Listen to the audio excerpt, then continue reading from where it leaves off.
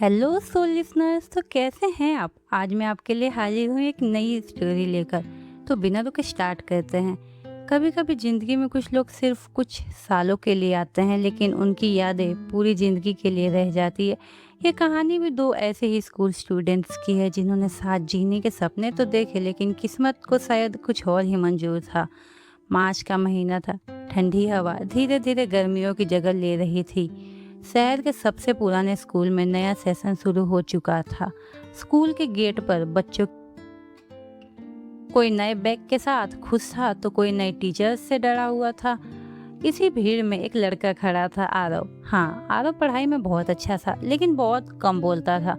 उसके दोस्त उसका मजाक उड़ाते हुए कहते थे कि वो तो सिर्फ एग्जाम के दिन ही जिंदा होता है। आरव मुस्कुरा रहे, उसे कोई फर्क नहीं पड़ता था इन सब बातों से। उस दिन असेंबली खत्म होते ही क्लास टीचर ने एक नए स्टूडेंट को अंदर बुलाया। क्लास, ये है मीरा। आज से ये हमारे क्लास का हिस्सा होगी। पूरे क्लास की नज़र उस लड़की पर टिक गई। मीरा ने हल्का सा स्माइल किया और धीरे से कहा, हेलो एवरीवन। टीचर ने उससे लास्ट बेंच के पास वाली सीट पर बैठने को कहा। आरव की सीट भी वही थी। जब मीरा उसके पास आकर बैठी तो आरव ने सिर्फ एक बार उसकी तरफ देखा और फिर अपनी नोटबुक में लिखने लगा। लंच ब्रेक हुआ। मीरा अपना टिफिन खोल रही थी।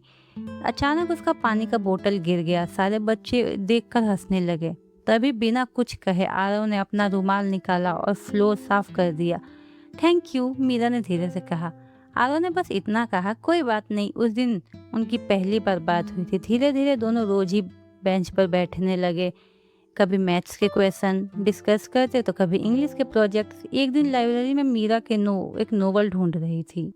आरव ने बिना पूछे सही रैक से वो किताब निकालकर उसके हाथ में दे दी।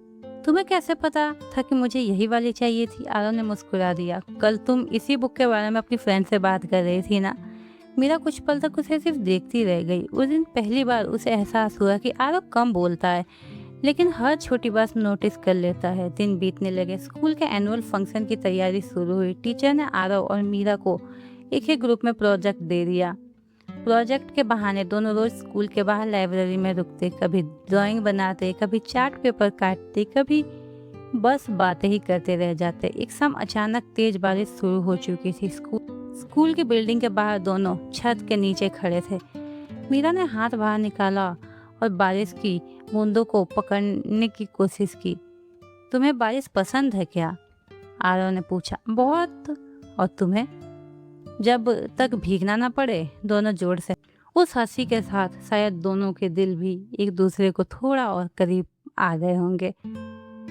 मैं उस दिन को आज भी याद करता हूँ। स्कूल की छत से गिरते बारिश की बूंदें और उसके चेहरे पर बिखरे हुए बाल। शायद वही पल था जब बिना कुछ कहे हम दोनों एक दूसरे के साथ करीब आ गए थे।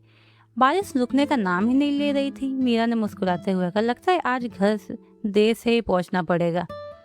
आरव ने अपने बैग खोला और उसमें से एक पुराना सा छाता निकाला। दोनों आ जाएंगे इसमें? पता नहीं, लेकिन कोशिश तो कर सकते हैं। दोनों एक ही छाते के नीचे चल दिए। रास्ता छोटा सा था, लेकिन उस दिन वो सफ़र दोनों को बहुत लंबा लगा। ना इसीलिए बारिश हो रही थी, बल्कि इसलिए क्योंकि दोनों चाहते थे कि ये रास्ते कभी ख़त्म ना हो। समय गुजर गया। अब स्कूल में सबको लगने लगा था कि आरव और मीरा दोनों दोस्त नहीं हैं। क्लास के बच्चे दोनों को कहते, अरे लास्ट बेंच वाला कपल आ गया। मीरा शर्मा कर चुप हो जाती और आरव बस हल्का सा मुस्कुरा देता। एक दिन लंच ब्रेक में मीरा उदास बैठी थी। आरव ने पूछा, क्या हुआ?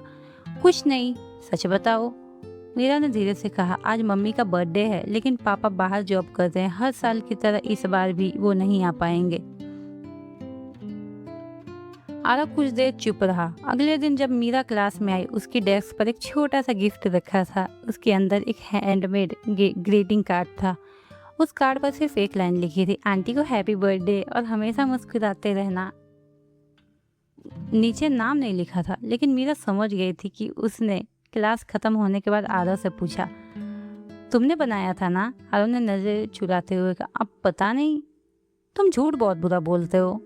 और दोनों हंस पड़े। उस दिन के बाद मीरा हर छोटी बड़ी बात आरव को बताने लगी। आरव भी पहली बार किसी के सामने खुलकर हंसने लगा। नवंबर आ चुका था। स्कूल पिकनिक अनाउंस हुई। पूरी क्लास खुशी से उछल पड़ी। बस में सब अपने अपने दोस्तों के साथ बैठे थे। मीरा ने विंडो सीट पकड़ ली। उसने आरव को इशारा किया, यहाँ बैठ जाओ। सफ़र शुरू हुआ। कोई गाने गा रहा था, कोई अंताक्षरी खेल रहा था, लेकिन आरव और मीरा सिर्फ खिड़की के बाहर देखते हुए बातें कर रहे थे। तुम बड़े होकर क्या बनना चाहते हो? आरव ने कहा। इंजीनियर। और तुम? मीरा कुछ पल के लिए चुप हो गई। डॉक्टर।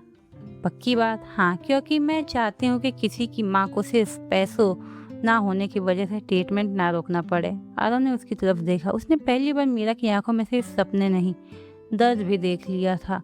उसने पूछा, क्या हुआ था? मीरा ने धीरे से कहा, मेरी नानी हॉस्पिटल में थी। पैसों की कमी की वजह से उनका ट्रीटमेंट टाइम पर नहीं हो पाया। उस दिन आरव ने बिना कुछ कहे सिर्फ इतना कहा, तुम जरूर डॉक्टर बनोगी। मीरा मुस्कुरा दी, लेकिन एक प्रॉमिस करना। क्या?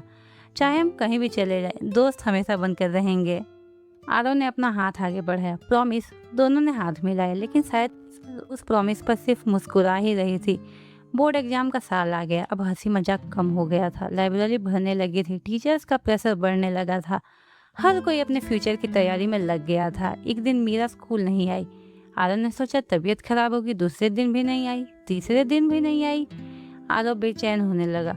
उसने क्लास टीचर से पूछा, मैम मीरा कब आएगी? टीचर कुछ पल के लिए चुप रही, फिर बोली, उसके पापा का ट्रांसफ़र हो गया है।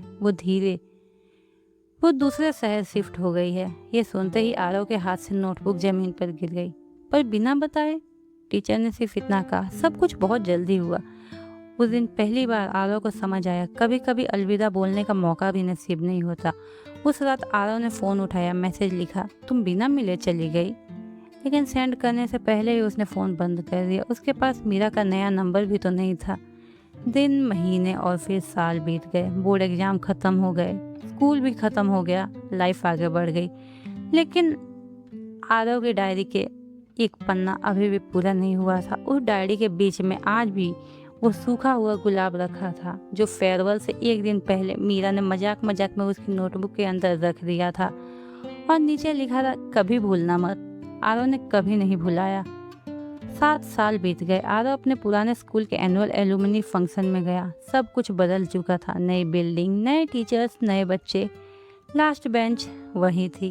वो धीरे से उस बेंच के पास गया, उंगली से धूल हटाई और उसने देखा बेंच के कोने पर बहुत हल्का सा लिखा हुआ था, A+M।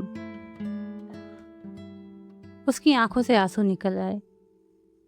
तभी पीछे से एक छोटी सी लड़की दौड़ते हुए आई। एक्सक्यूज मी भैया, ये पेन आपका है? आरव ने पेन लिया, मुस्कुराया और उसी पल उसे मीरा की वो पहली मुस्कान याद आ गई, जब उसने गिरी हुई बोतल उठाते वक्त सिर्फ इतना कहा था, थैंक यू। आरव ने आसमान की तरफ देखा और धीरे से बोला, पता नहीं मीरा, हम साथ नहीं रह पाए, लेकिन तुमने मुझे सिखा दिया कि सच्चाई और सच्चा प्यार हमेशा मिलना नहीं होता। कभी कभी वो सिर्फ एक खूबसूरत याद बनकर ही जिंदा रह जाते हैं और साथ भर रहते हैं। और शायद इसीलिए स्कूल ख़त्म हो जाते हैं, यूनिफॉर्म उतर जाती है, लास्ट बेंच पर नए नाम लिख दिए जाते हैं, लेकिन पहला प्यार कभी पुराना नहीं होता। तो दोस्तों, ये प्यारी सी और दिल को छू लेने वाली स्टोरी यहीं पर एंड कर रहे हैं। बाकी आपको कैसी लगी प्लीज़ कमेंट कीजिएगा, और अगर आपको नेक्स्ट स्टोरी कोई ऐसे टॉपिक पर चाहिए जो आप चाहते हैं तो आप वो भी कमेंट कर सकते हैं। तब तक के लिए ख्याल रखिएगा।